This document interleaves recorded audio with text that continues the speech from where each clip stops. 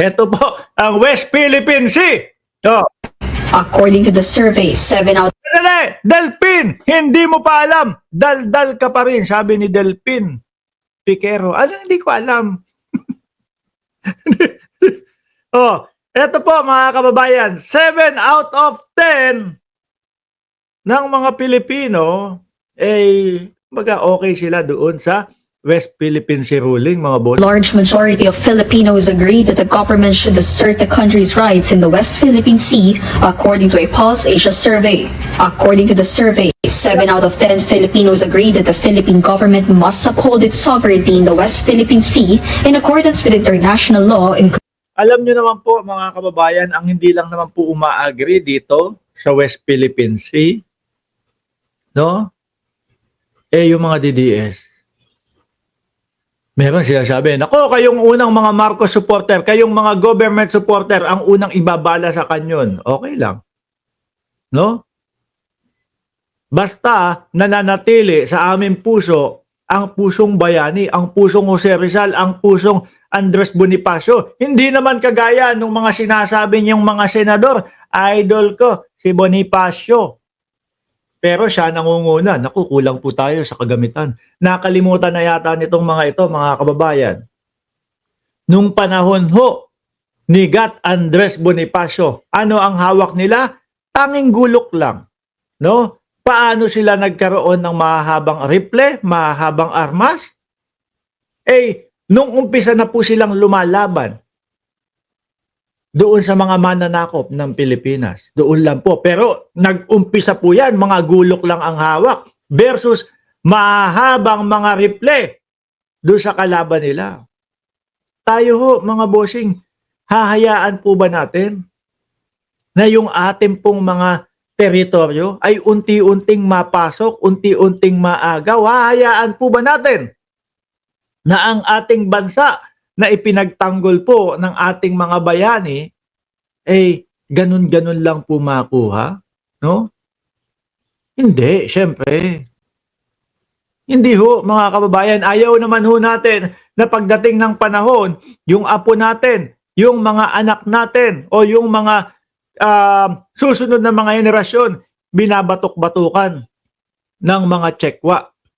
Ayaw natin ho nun, mga boss. Diba? Dahil kung ganun po ang ginawa ng ating mga bayani, malamang po tayo binabatok-batukan ng mga mananakop natin ng ating bansa.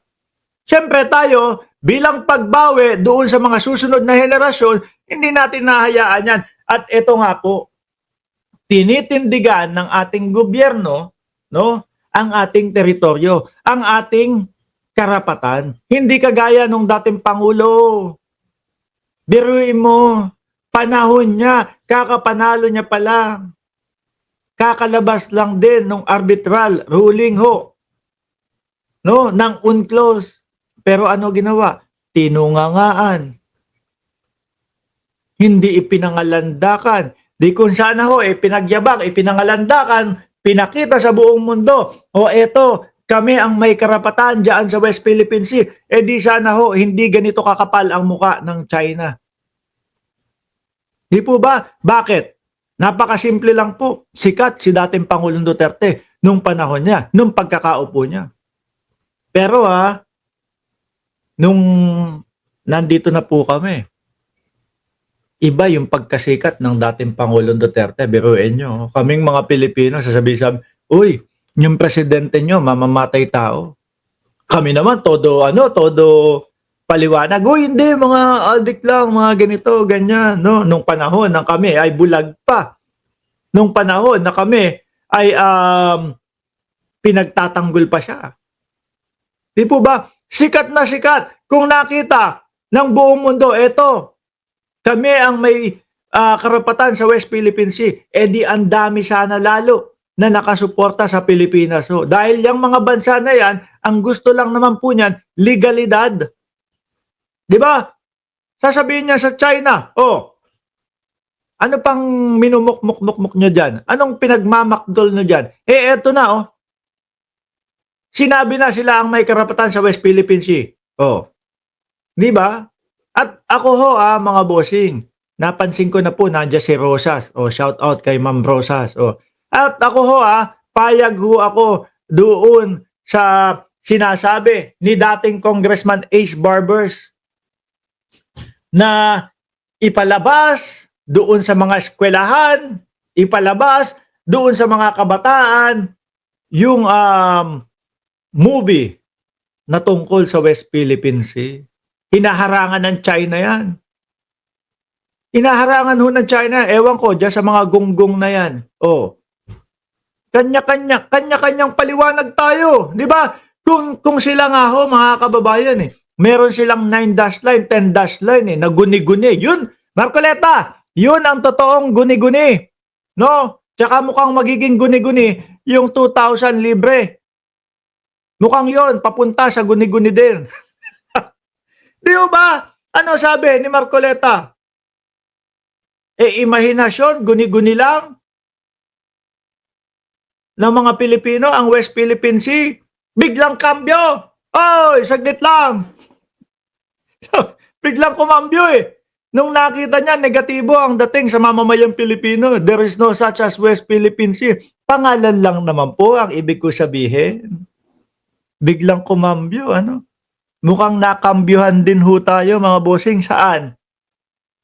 Doon sa ipinangako na 2,000 pababa, libre ang kuryente ninyo pag nanalo si Marcoleta. Oh. Hindi na ho natin naririnig masyado, Wala na. At mukhang nagpasa na ng mga bill na gustong tutukan ni Marcoleta. Wala na po yung air bill. Air bill. 2,000 pababa na kuryente. Tanggalin na lang daw po yung VAT para makamura. Di ho ba? Ay, Diyos ko. Marcoleta, ang totoong guni-guni yung 9-dash line, 10-dash line. Baka susunod niya 11, 12, 13-dash line na yan Oh, yan ang totoong guni-guni.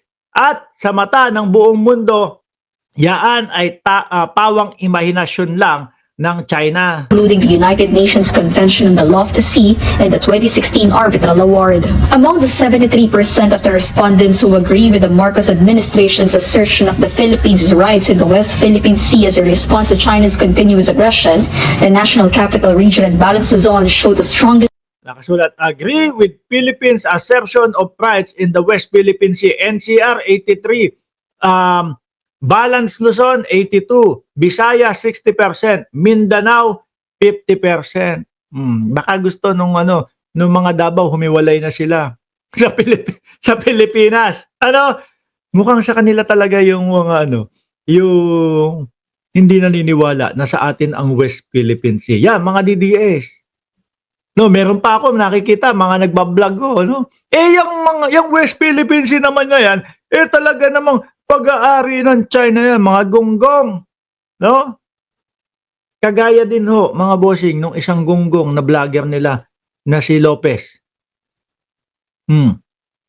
Imbis na makatulong po na mapatunayan na inaabuso tayo, inaapi tayo, binubuska tayo, binubuli tayo ng China. Ayun, gumatong pa sa China. Tayo daw nagwa-water cannon din sa China. Ang palabas po, ang naratibo po ng China, mga bossing, inuudyokan, binubuyuho natin sila para gawin yung pagbobomba, yung pagwa-water cannon nila. Paano ho pag narinig ng ibang bansa yan? Ay, totoo pala yung sinasabi ng totoo pala yung sinasabi ng China binubuyo ng Pilipinas Kaya naman sila, ayan, gumagante. Di po ba? Ayun, umamin. Opo, fake news po ako. Isa pang kasama niya, opo, tanga po ako. Saklap nun, Napapanood ng buong Pilipinas? Opo, fake news po ako. Yung isa naman, opo, tanga po ako. Ay naku, tapos paglabas ng Congress, matatapang na ulit. Paglabas ng Congress, okay na ulit. Pero nung nasa loob ng Congress, sabi po ni Galileo Galilei, ganito, ganyan.